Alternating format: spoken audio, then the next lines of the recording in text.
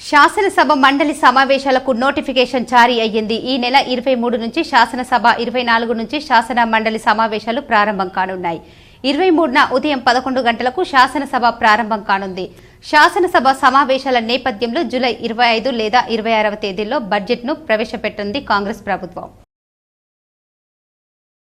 ఒడిశాలోని పూరి జగన్నాథ్ ఆలయంలో ఉన్న రత్న భండార్లోని లోపలి గదిని ఇవాళ తెరిచారు. ఆ గదిలో ఉన్న విలువైన వస్తువులను తాత్కాలిక స్ట్రాంగ్ రూమ్ కు తరలిస్తున్నారు.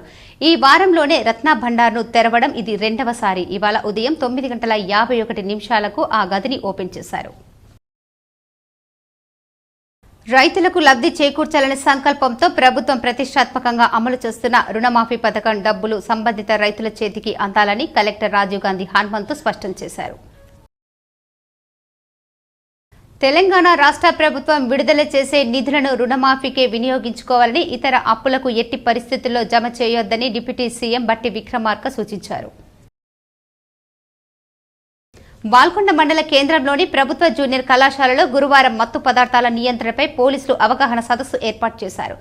ఎస్ఐ యాసిర్ అర్బత్ మాట్లాడుతూ మత్తు పదార్థాల వల్ల జరిగే అనర్థాలను విద్యార్థులకు వివరించారు.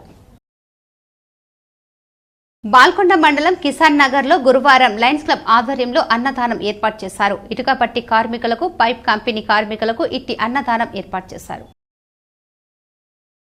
ఇందల్వై మండలం గన్నారంలో వర్షాలు కురవాలని శివాలయంలో గ్రామ అభివృద్ధి కమిటీ పెద్దలు జలాభిషేకం చేశారు.